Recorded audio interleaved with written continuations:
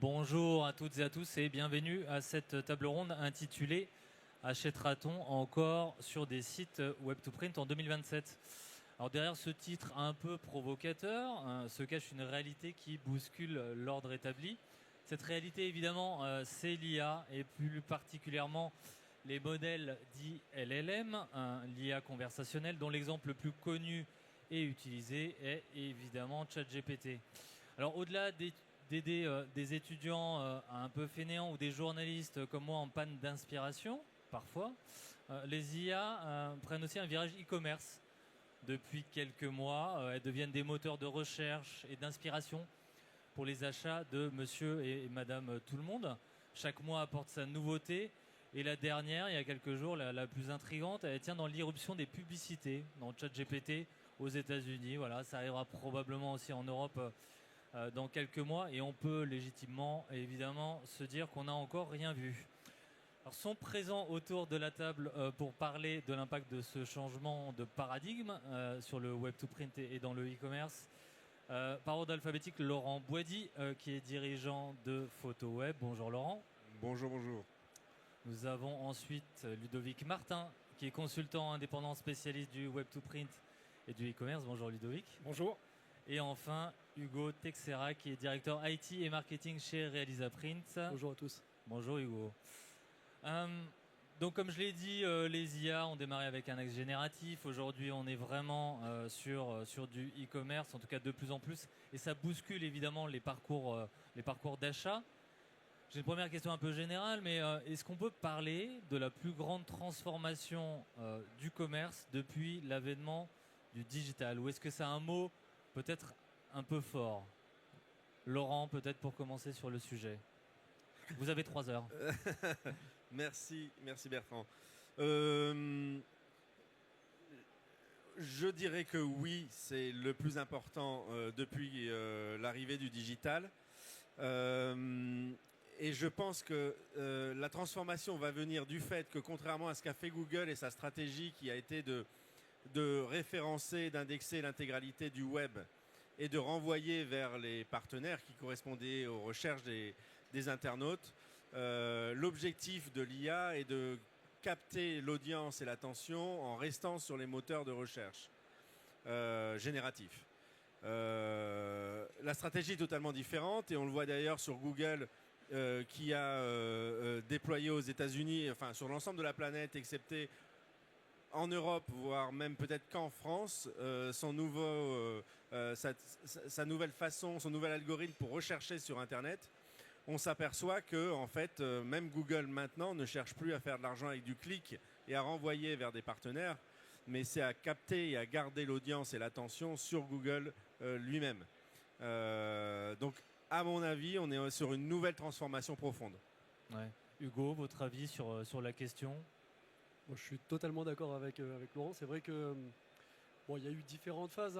L'avènement même de l'Internet tout court, où on est passé du commerce, on va dire, de proximité local avec le commerce directement en ligne. Mais c'est la deuxième vague, c'est la deuxième version. C'est éviter d'aller sur des sites, mais avoir la réponse le plus rapidement possible, directement là où on fait la recherche. On transforme la position 0 de Google en maintenant la réponse directement générée par l'IA. La transformation, elle est pour nous, mais elle est également pour tous ces gros moteurs de recherche qui prennent le virage et font tout, et très rapidement, vous pouvez le voir tous les jours, le mode IA qui apparaît dans les moteurs de recherche, qui vient s'afficher tout seul, même sans qu'on lui demande. Ils sont en train de prendre le virage pour vous capter et nous les garder sur la page de résultats sans aller sur les sites partenaires. Ouais. Ludovic, pour compléter le tour de table. Oui, je pense que on vit une vraie révolution industrielle du e-commerce. C'est-à-dire qu'il y a eu une première phase qu'on a vue au cours des 20 dernières années. Et aujourd'hui, il faut comprendre que la plupart des startups de l'IA ne génèrent pas d'argent. En fait, elles perdent beaucoup d'argent. Elles sont en quête d'un modèle économique. Et aujourd'hui, le meilleur moyen pour elles de gagner de l'argent, c'est pas en vendant des abonnements à ChatGPT, GPT+, ou autre, c'est en allant dans le e-commerce parce que c'est un énorme gâteau, c'est le plus rapide. Donc je pense que c'est déjà une des raisons qui vont faire que le e-commerce va être transformé. Et ensuite, le second que je vois, c'est que les IA beaucoup de gens leur racontent leur vie. Notre calendrier Google peut être connecté à ChatGPT, etc. Donc elles connaissent un contexte. Et donc à partir de là, elles sont capables de vous orienter vers les bons résultats ou les réponses appropriées en fonction du contexte. Ce que Google, avec son moteur de recherche ou Bing, ne pouvait pas faire. Et donc il y a une vraie course à l'armement là-dedans pour aller faire de l'argent sur ces réponses-là. Et la vraie difficulté, c'est que ça change complètement la manière de consommer. Et comme c'était dit précédemment, la difficulté, c'est qu'on va rester enfermé dans les IA. Donc il y a un risque un petit peu de ce que j'appelle le syndrome booking.com. C'est qu'aujourd'hui, vous réservez des chambres d'hôtel, vous réservez des voyages sans jamais aller sur le site de l'hôtel. Et il y a des commissions qui sont prises au passage. Et donc ça, c'est très difficile à appréhender. Et ça va complètement bouleverser la manière de consommer. Ouais. Ouais. On sait qu'aujourd'hui, c'est environ 10% des recherches par IA qui sont réalisées. Est-ce qu'on peut imaginer que dans un avenir proche, sous 2, peut-être 3 ans, que les recherches sur un ChatGPT, par exemple, dépassent les recherches Google? Alors, j'éviterai de faire la Madame Irma dans l'IA parce que je pense que c'est tellement mouvant que celui qui a des certitudes aujourd'hui il est très très fort. Mais en tout cas, ce qui est certain, c'est que, comme le disait Laurent, en Europe, on est bridé un petit peu sur certaines fonctionnalités pour des questions de confidentialité par rapport à ce qu'on peut voir dans d'autres pays, et en particulier en France.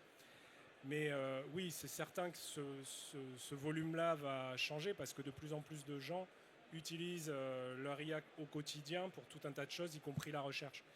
Donc il y a des études qui tendent à dire que d'ici 2027-2028, on devrait arriver à un équilibre entre les deux types de recherche, la recherche par IA et la recherche classique. Mais encore une fois, c'est des projections, je pense un petit peu au doigt mouillé, quoi. Oui, qui demanderont à être affinés avec ce qui va se passer dans les... Un complément Oui, Laurent? je voulais compléter. Il y a un point qui a été marquant et qui n'est jamais arrivé depuis la création du web, c'est que les moyens de paiement, c'est-à-dire Mastercard, Visa et American Express, se sont entendus sur un algorithme qui permettra aux IA de passer commande directement depuis un chat GPT. Vous n'aurez pas besoin d'aller sur le site pour payer. Maintenant, avec n'importe quel des 3 opérateurs mondiaux, l'IA pourra se charger d'aller jusqu'au bout de la réservation de l'hôtel ou du billet de train, sans que vous ayez besoin d'aller sur le site pour sortir votre CV. Et ça, c'est un fait marquant qui montre leur volonté de capter l'intégralité de l'échange marchand et ne pas renvoyer chez le partenaire.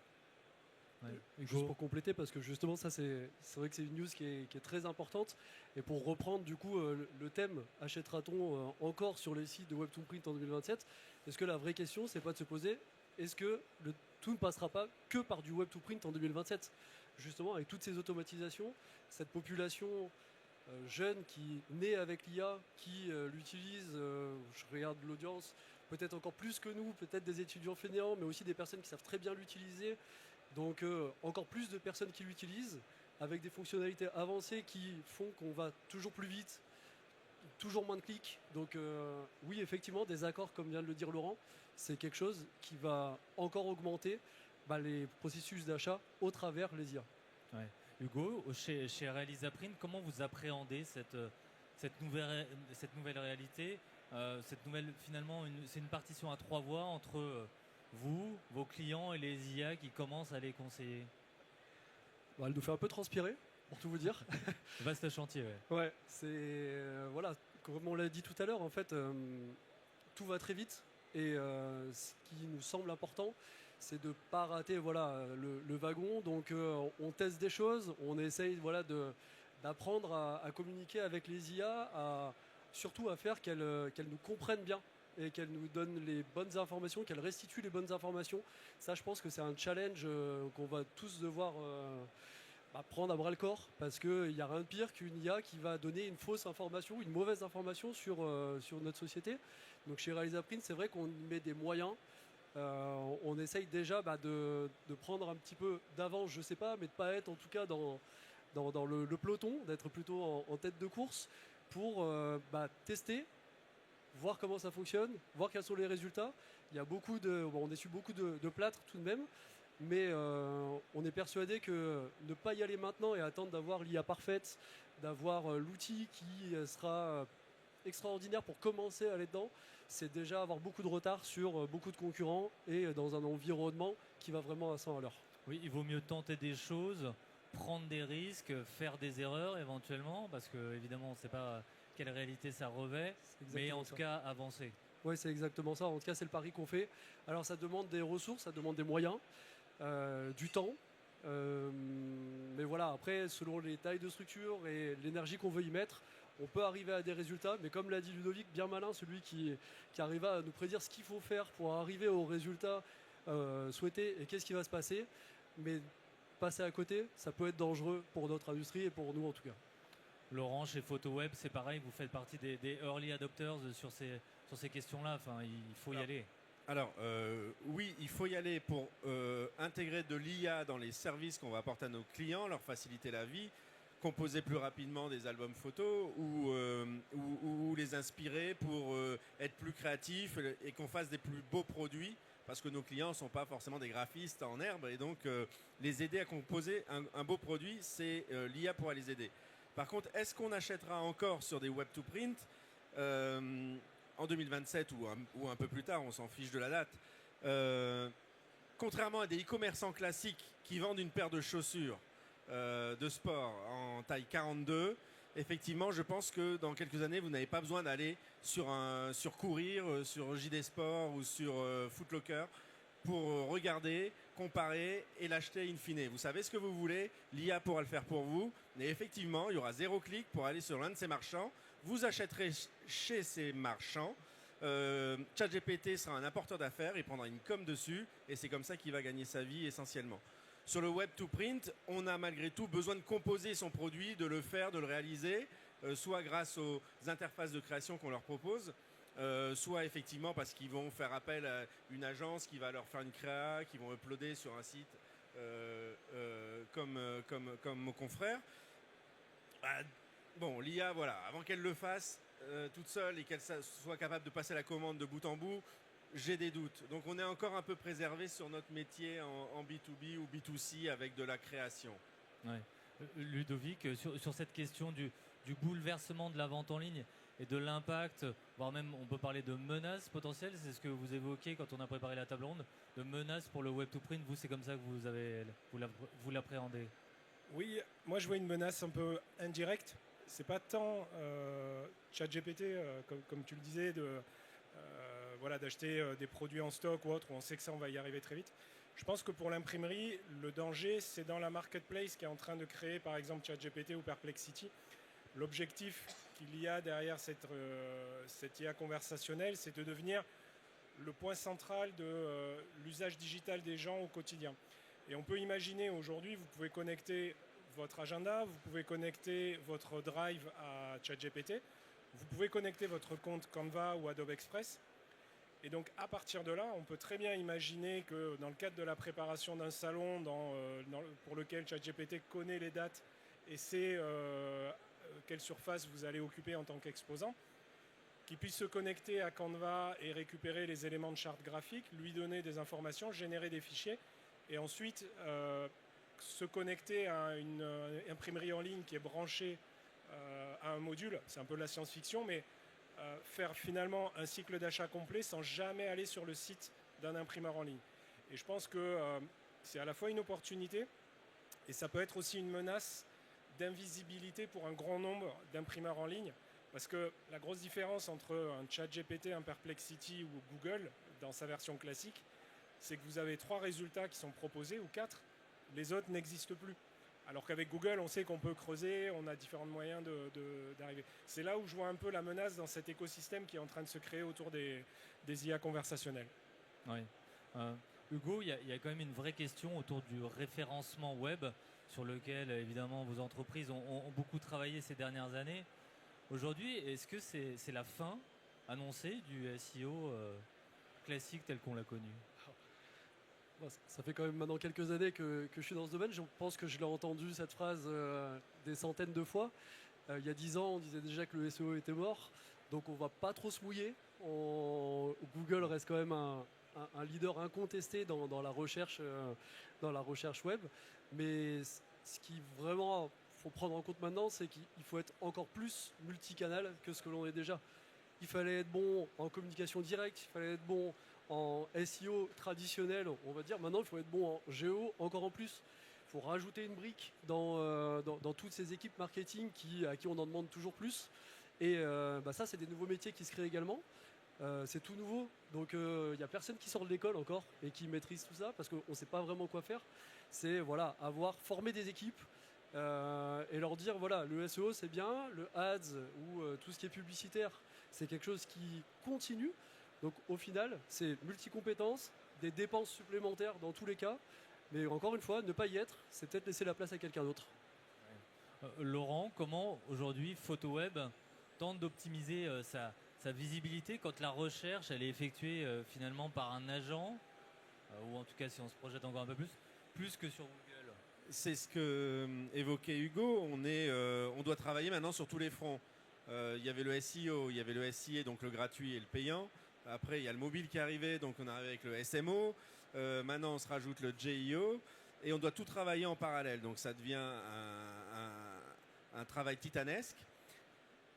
Ce qu'on voit aussi, c'est que malgré tout, il ne faut pas lâcher le SEO parce que finalement, les IA se nourrissent de ce qu'elles trouvent sur le web. Donc, le ranking que l'on peut avoir sur du Google ou sur du Bing, c'est important parce que les IA vont, si vous êtes référent dans le SEO, finalement, elles vont se servir de ça pour vous ressortir aussi et vous citer dans le retour qui est le meilleur site pour fabriquer un livre photo, par exemple. Et effectivement, si je sors bien déjà sur Google ou Bing, ou si je suis bien noté avec les étoiles, si j'ai des bons avis Trustpilot, etc., l'IA il se nourrit de ça pour dire en fait, effectivement, PhotoWeb a l'air une bonne marque pour réaliser ton livre photo.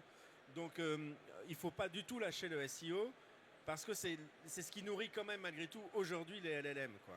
Oui. Ludovic, sur ce sujet-là? Oui, moi je suis tout à fait d'accord. Je pense que le SEO, c'est un peu comme le latin et le grec à l'école, quoi. Quand vous avez ces bases-là, ça servira pour tout et c'est une base solide et saine. Après, c'est des variations, c'est des adaptations parce que il semble que les IA aient des modes d'exploration un peu différents, mais je dis bien il semble parce que c'est des boîtes noires et tous les matins les avis changent. Par contre, comme le disait Hugo, il faut l'intégrer dès à présent. Et je pense qu'une des clés, c'est d'expérimenter pour se faire sa propre religion soi-même. Il y a tellement de gens qui ont des avis différents. On a nos fils LinkedIn qui sont remplis de personnes qui vont vous expliquer que le SEO est mort et qu'il y a ça cette semaine qui est sorti puis que ça va changer la vie. Qu'au final, on est complètement perdu. Donc, il faut investir un petit peu du temps, un petit peu d'argent. Il faut tester des choses, voir si ça génère des résultats et surtout comprendre les mécaniques qu'il y a derrière, les dynamiques et se préparer à ce nouveau monde qui s'ouvre dans le commerce électronique. Oui. Et ce que disait Hugo, c'est que ça demande de plus en plus de moyens, ça demande de plus en plus de temps, avec des équipes qu'on ne peut pas faire grossir non plus de façon exponentielle. La nouvelle complexité aussi, c'est qu'avant, grosso modo, on avait Google qui trustait l'intégralité du marché, Bing qui avait 3% du marché, basta. Là, aujourd'hui, en fait, quand vous travaillez, comme les LLM ne sont pas tout à fait les mêmes, vous devez essayer de plaire à Gemini, à ChatGPT, à Perplexity ou à Claude, etc., etc. Donc en fait, vous devez après éprouver le travail que vous faites un peu en back-office pour voir les résultats qui sortent sur l'ensemble des LLM du marché parce que aujourd'hui, on ne sait pas lequel va prendre. Il faut être bien sur Gemini et il faut être bien sur ChatGPT, mais ça va tellement vite que il faut tester et ça devient exponentiel les tests en fait. Ça devient exponentiel avec toutes ces LLM différentes. Oui. On a parlé donc du SEO classique, on a commencé à parler du JIO. Est-ce qu'il y a une possibilité d'hybridation, Ludovic, entre les deux? Alors, vous parliez notamment de chatbot IA qui pourrait réussir à mêler les deux et qui peut sembler être une porte de sortie intéressante. Je pense que en fait, les technologies même de e-commerce vont évoluer. On voit par exemple Shopify qui est très proche et très bien intégré dans ChatGPT. Il y a forcément des modèles communs qui vont émerger. Et même Google lui-même va évoluer et probablement que Gemini deviendra un composant natif du moteur de recherche. Donc c'est certain qu'il va y avoir des rapprochements entre les deux. Mais encore une fois, aujourd'hui, on voit des expérimentations de certains éditeurs, parfois un peu en collaboration, d'autres un peu en opposition. Il n'y a pas encore de véritables standards. Donc oui, il faut expérimenter et il est probable que des standards émergent d'ici 1 an ou 2. Mais à l'heure actuelle encore, pour moi, c'est encore très prématuré, quoi. Ouais. Il y a une chose sur laquelle on est à peu près sûr, c'est que la question en 2026, elle est plus seulement évidemment de séduire le consommateur, mais aussi de séduire les agents IA. Si une offre, par exemple celle de Realisaprint, elle n'est pas techniquement intelligible et négociable par un algorithme tiers, est-ce que finalement il n'y a pas un risque, alors peut-être pas pour vous parce que vous avez quand même une histoire importante, mais de disparaître des parcours d'achat? Est-ce que c'est un truc qu'on peut envisager, Hugo? Oui, oui. Parce qu'effectivement, l'utilisation qu'on peut tous avoir de l'IA ou des agents IA, là on commence à rentrer un petit peu plus technique, il y a un petit peu de programmation, même si ça peut être du no-code, peu importe. Mais c'est vrai que de notre côté, par exemple, on a une API. C'est vrai que cette API-là, on aime bien la soumettre également aux différentes IA parce que l'IA, ce qu'elle veut, c'est quelque chose de structuré, de carré, avec une réponse claire, sans entourloupe, on va dire. Et lorsqu'on travaille avec une API, c'est exactement ça. C'est du code de l'informatique, c'est carré, c'est tout ce qu'elles aiment. Et l'IA, du coup, se sent rassurée. Il y aura plus de chances qu'elle donne une information qui est stable. Et toujours pareil, si demain l'évolution donc de cette conférence, d'acheter en 2027 sur Web2Print, si on n'y est pas, on ne sait pas, peut-être que ça sera 20%, 30%, 40% de toutes les recherches. Et personne ne peut se permettre de perdre ce pourcentage-là, ou en tout cas de ne pas y être et de disparaître. Et ce qui fait vraiment peur, c'est ce que disait Ludovic tout à l'heure, je trouve, c'est qu'aujourd'hui dans Google, on fait une recherche, on a 10 résultats, allez 15 avec tout ce qui est SEA, on peut passer à la page 2, à la page 3. Là, l'IA, elle donne 4 résultats et elle en donne que 4.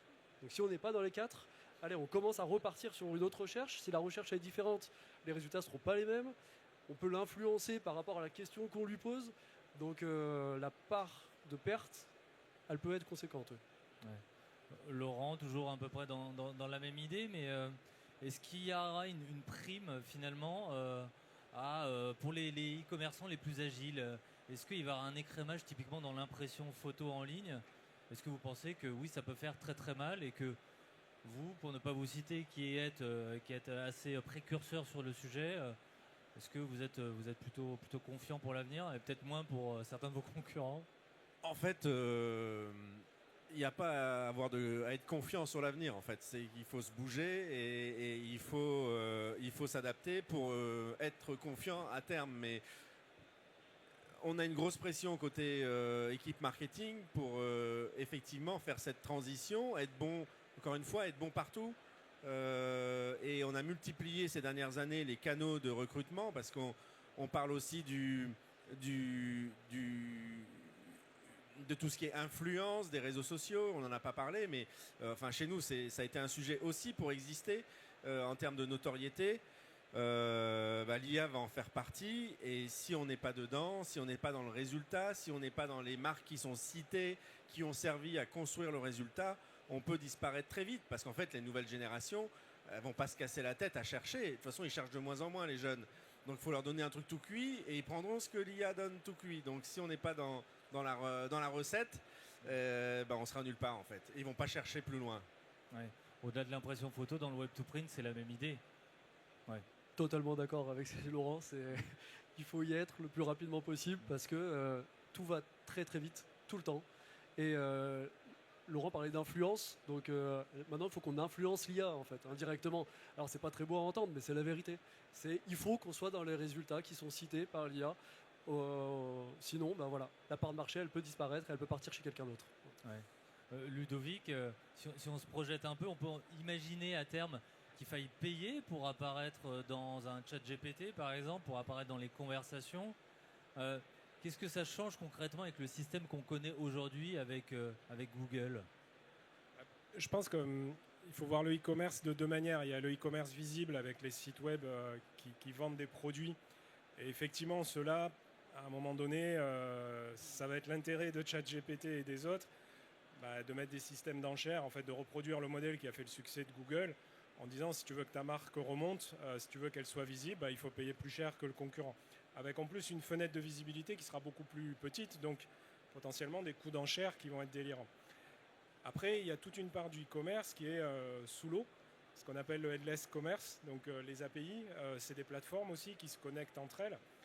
Et demain, même aujourd'hui, on commence à voir ces fameux agents IA. Donc en fait, il faut les imaginer comme des workflows autonomes qui, à un moment donné, vont avoir besoin d'un débouché pour produire un imprimé. Et là, on ne passe pas ni par des chatbots, on ne passe pas par des sites internet, on passe par des API ou des connecteurs. Et vous avez des entreprises aujourd'hui, il y en a une par exemple, il y a quelque temps j'ai discuté avec le fondateur, Cloud Printer pour la citer. Eux en fait ils se disent il y a de plus en plus de solutions de création par exemple d'albums photos ou de livres pour enfants générés par l'IA à partir par exemple de l'histoire d'un grand-père ou une histoire familiale, on en fait un livre. C'est un livre qui va être produit à l'unité. Et lui il m'a expliqué, il me dit moi aujourd'hui je fais plus de marketing auprès des influenceurs ou auprès des directeurs achats dans l'imprimerie, je fais du marketing auprès des développeurs et des jeunes qui sont ce qu'on appelle du no-code, qui sont sur des plateformes, parce qu'en fait, c'est eux ma cible. C'est eux qui créent cette appli basée sur de l'IA pour créer des albums personnalisés ou des livres pour enfants. Et à la fin, ils vont avoir besoin de quelqu'un qui soit capable d'imprimer leur système. Et donc, c'est là où, en fait, leur agent ou leur logiciel ou leur appli mobile va devoir se connecter à une interface adaptée à eux. Et ça aussi, c'est une des clés de la réussite. Et probablement que là aussi, à un moment donné, il faudra, pour exister, payer, ou pour être visible, payer. Donc oui, forcément, à un moment donné, il va y avoir aussi cet écrémage par les moyens. Ouais. Oui. On parle de 2027, toujours sur une projection. Si vous pouviez définir un parcours d'achat type dans le Web2Print en 2027, alors je sais que vous n'aimez pas jouer les Madame Irma, mais je vais quand même vous lancer sur le sujet. Bien, moi je le vois interroger, ou même sans interroger, c'est avoir connecté l'ensemble de ses outils, sa CRM, son agenda, son drive à ChatGPT ou à Copilot ou Gemini, et commencer à se dire ok, je suis responsable marketing, je dois venir sur un événement, je fais des portes ouvertes dans mon entreprise. Qu'est-ce que tu me suggères comme produit pour l'animation? Ok, il faut 2 roll-up, 3 drapeaux, etc. Ok, très bien. Bon, tu connais la disposition, tu connais la charte graphique parce qu'elle est dans Canva. Fais-moi des propositions. Là, il va vous sortir un certain nombre de visuels que vous validez ou autre. Ok, très bien. Maintenant, mes portes ouvertes, c'est dans 3 semaines. Tu me trouves le meilleur rapport entre prix, avis client, livraison dans un temps donné, et comme tu le disais, le moyen de paiement est connecté à mon IA conversationnel et il passe commande et c'est envoyé dans mon logiciel comptable. Ça peut être un parcours ou ça peut être se dire tu envoies un mailing personnalisé au client dans ma CRM qui correspond à ce segment et il va générer ça. Je fantasme un peu, mais je pense qu'on va y arriver. Quand on voit que HubSpot par exemple se connecte à ChatGPT ou autre, bon, moi, j'irai pas pour des questions de gestion des données personnelles, mais on n'est pas très loin, quoi. Ouais. Hugo, sur ce que vient d'évoquer, là, ce parcours potentiel, hypothétique, voilà, ça évoque quoi? Enfin, c'est quelque chose auquel vous croyez? Bon, en tout cas, je rejoins Ludovic là-dessus. C'est difficile toujours de s'exprimer parce que on a l'impression qu'on parle de choses lunaires, mais c'est totalement possible. On est sur son moteur de recherche ou directement dans Perplexity ou peu importe. On cherche à imprimer une bâche. Nos habitudes d'aujourd'hui, déjà on a toutes nos petites coutumes, mais là c'est où est-ce que je vais l'imprimer? Il me la faut pour mardi prochain pour mon salon qui est le jeudi. J'ai pas plus de 100 €, va chercher. Et donc il va nous trouver. Aujourd'hui, les IA nous listent un nombre de sites, mais comme je l'ai évoqué tout à l'heure, il y a de grandes chances qu'en connectant informatiquement avec des API ou autres, les IA puissent automatiquement passer la commande, le paiement se fera automatiquement, et en fait, tout ça, c'est toujours la même histoire, c'est le gain de temps, le gain de temps, le gain de temps pour être productif sur quelque chose que l'IA ne pourra pas faire. Voilà. Le but, c'est automatiser ce qu'il est pour passer du temps, soit à générer du chiffre, soit à faire quelque chose que l'IA ne peut pas encore faire. Il en reste encore quelques-unes, heureusement. Oui. Justement, ça fait le lien avec ma prochaine question. Autour du volet ressources humaines qu'on a déjà commencé un peu à explorer, mais j'aimerais aller un peu plus en détail sur le sujet. Parce que évidemment, c'est une rupture qui touche l'ensemble des métiers et des compétences, et pas uniquement de l'IT. Aujourd'hui, Hugo, quelles compétences clés vous tentez de développer en interne pour tirer pleinement parti de l'IA? Est-ce que il y a vraiment besoin d'une approche transversale qui touche le marketing, le contenu, l'IT? Enfin, c'est un peu tout ça. C'est tout ça. Ouais. Et c'est ce qui en fait la complexité. Malheureusement, ce qu'il faut aujourd'hui, c'est trouver une personne qui maîtrise. Bon, déjà, ça n'existe pas. Le plus important, en fait, c'est d'avoir des gens qui sont curieux. Dans tous nos métiers et dans tout secteur d'activité, on sait très bien que quand on a quelqu'un qui est curieux et qui s'intéresse, il y a de grandes chances déjà qu'il y arrive. Voilà, le flou, il est que on ne sait pas ce qu'il va y avoir dans 2 mois. Mais effectivement, l'obligation qu'on a, c'est bon, on peut quand même se former déjà en ligne gratuitement. Il y a quand même beaucoup de choses qui permettent de donner des informations qui sont vraies aujourd'hui, qui ne le seront peut-être pas dans 3 mois. Mais en tout cas, les équipes sont obligées d'avoir une vision transversale. On parle de commerce, on parle de conseil technique, de production, de livraison, de technique, de marketing. Donc c'est totalement transversal. C'est des profils, là c'est le mouton à 5 pattes qu'on trouvera pas, mais qu'on essaye de créer par nous-mêmes en interne, en tout cas chez Reza Print. Ouais. Oui. Et chez PhotoWeb, Laurent, vous vous basez aussi sur les mêmes équipes, ou vous recrutez également, ou c'est plutôt vraiment en interne que Non. les choses On se passent? avait, il y a 6-7 ans, j'avais constitué une équipe IA en interne en me disant qu'il fallait qu'on développe nos modèles, etc. Et puis avec l'arrivée de ChatGPT, ça a tout transformé. En fait, on n'a pas besoin d'avoir des ingénieurs en algorithmes, d'intelligence artificielle, etc. En fait, on a besoin d'avoir des gens, comme l'a dit Hugo, curieux. Parce que déjà, il y a 0 formation qui marche, parce qu'en fait, vous avez beau vous former, dans 15 jours, ça a été déjà multiplié par 2 le potentiel de ce que vous aviez déjà vu 2 semaines avant. Donc ça sert à rien, il faut être curieux et tout le temps le nez dedans, parce que ça évolue.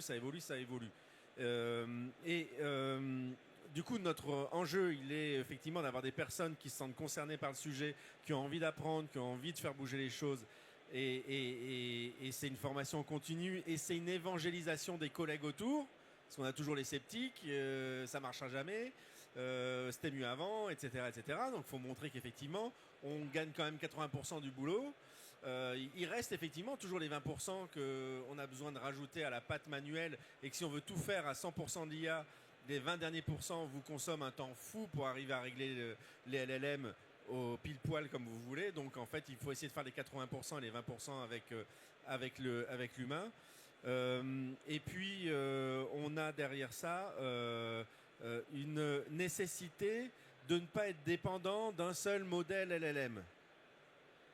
Donc tout ce que l'on fait, c'est toutes les API que l'on crée aujourd'hui, qui discutent avec des LLM, on est capable de les switcher, de passer d'un Gemini à un ChatGPT ou à un Claude ou à un autre. Parce que, en termes d'évolution, il y a toujours une nouveauté qui arrive qui fait que l'un est meilleur pendant 15 jours et après l'autre le rattrape, etc. Et puis après, il y a des questions de coût aussi, quand même. Ça coûte de l'argent. Les tokens, les informations, les échanges, les jetons qu'on va avoir avec les LLM. Il suffit qu'il y ait une LLM qui disrupte le marché parce qu'elle allège ses modèles et ça coûte beaucoup moins cher. Vaut mieux passer un moment chez tel modèle. Et puis après, l'autre revient en course et il réduit ça. Quand 1 million de tokens, il y a 5 ans, coûtait $120. Donc vous faisiez pour $120 un million d'échanges. Quand ChatGPT est arrivé, c'est tombé à $100 le million de tokens. D'accord ? Aujourd'hui, donc 3 ans après, on est à 30 centimes le million de tokens. $120, 30 centimes en 5 ans. Donc vous ne pouvez pas être marié avec un LLM, il faut prendre à chaque fois et être opportuniste sur qui baisse les prix. C'est comme le stockage. Ouais. Tout ce qui est évoqué là, ça semble assez lourd comme ça quand on le voit de loin, Ludovic, avec toutes ces actions à mettre en place. Donc c'est un coût financier, c'est un coût humain, etc. Et on sait que les industries graphiques sont essentiellement composées de TPE, de PME.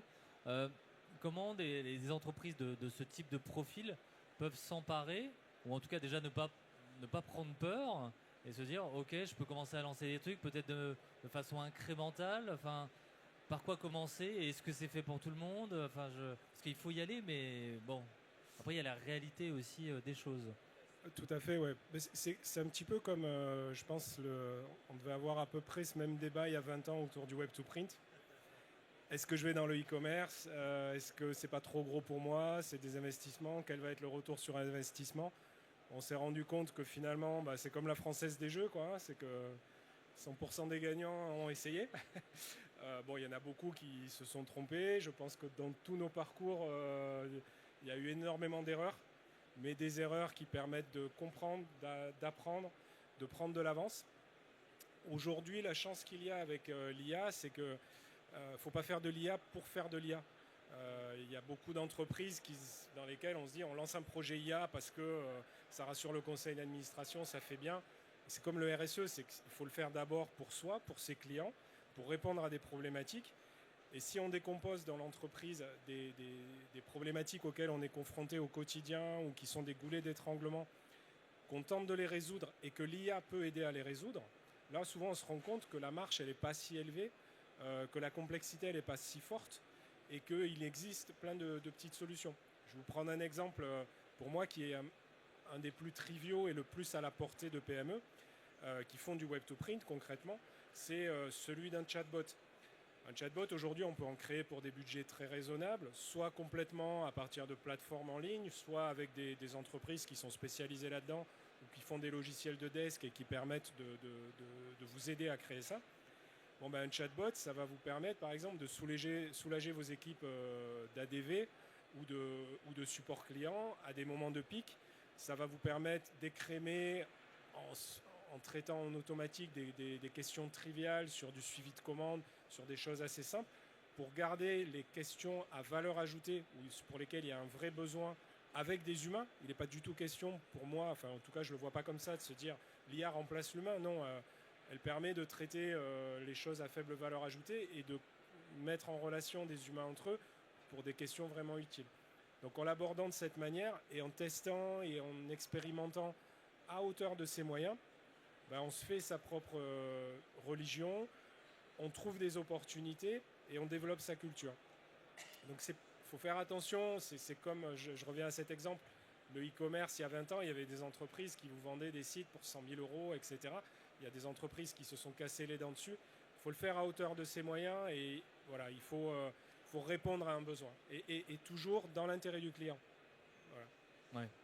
Ouais. Est-ce que cette révolution aussi du e-commerce, Ludovic, est-ce qu'on peut imaginer qu'elle puisse booster le business global du print dans le sens où certains annonceurs pourraient être tentés justement pour se reconnecter avec leurs clients, d'aller vers du physique?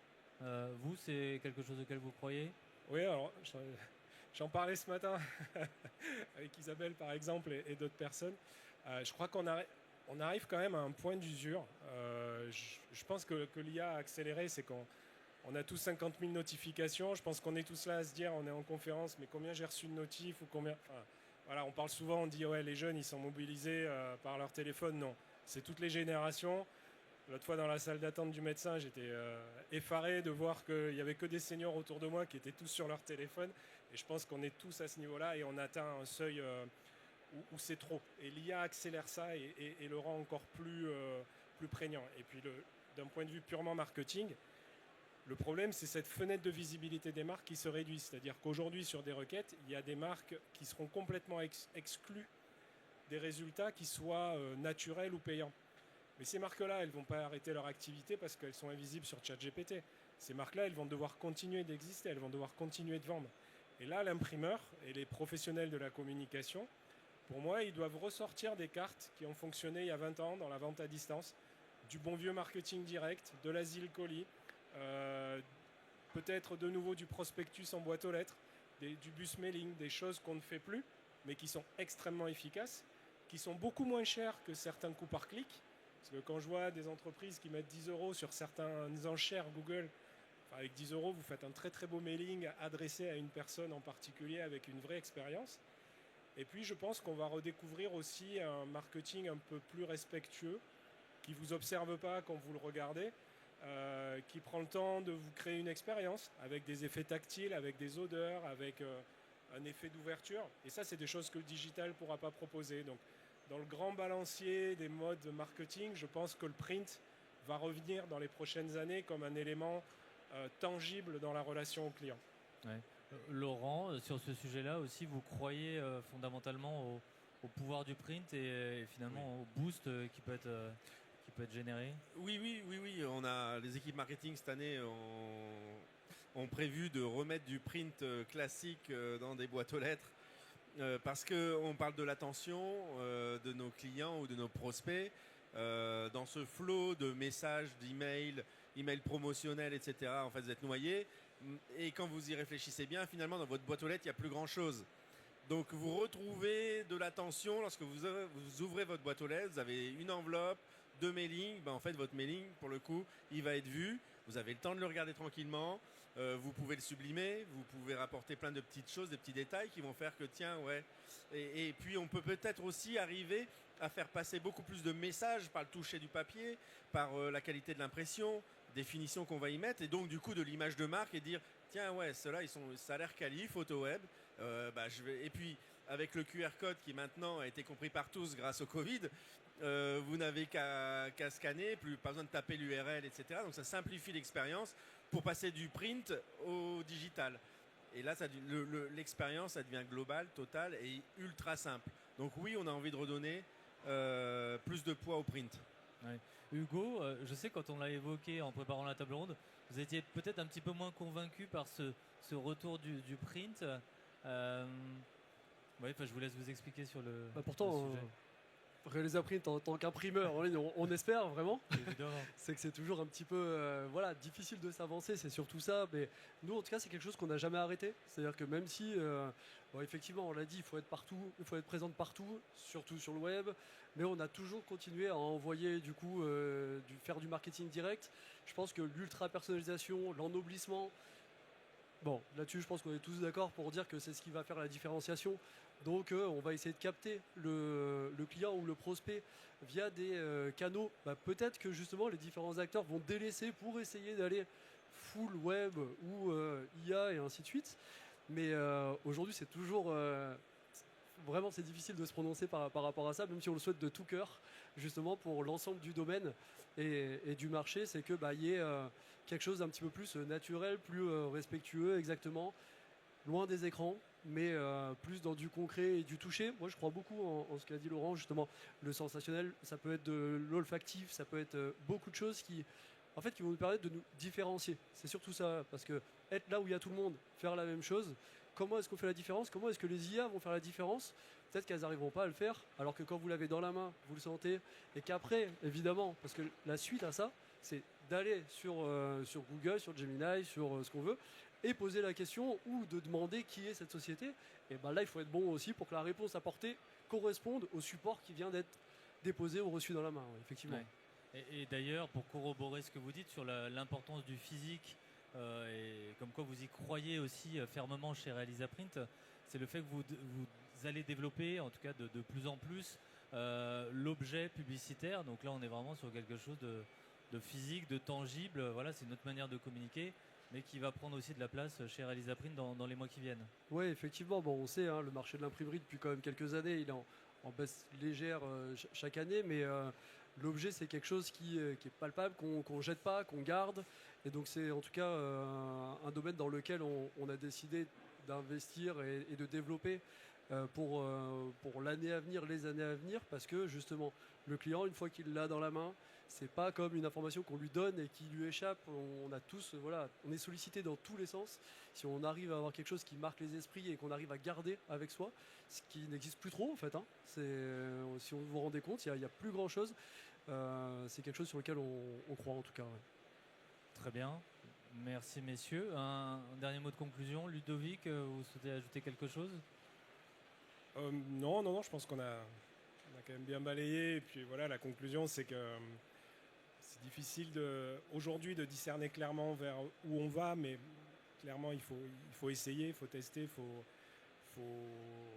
travailler ça à son échelle et anticiper ce monde qui change comme le e-commerce a révolutionné la relation client et la manière de consommer autant en B2C qu'en B2B au cours des 20 dernières années. Là, il y a quelque chose qui arrive d'important. Il faut s'en emparer, il ne faut pas le subir. Et il faut adapter son entreprise à ça. C'est peut-être se dire aussi, moi, c'est pas pour moi, je vais le faire de manière... je vais au contraire me démarquer de ça par beaucoup d'humains, par beaucoup de services apportés ou autre. Ou à l'inverse, je vais m'approprier ça et je vais tout faire pour être visible dans ces IA. Mais en tout cas, il ne faut pas l'ignorer. Ouais.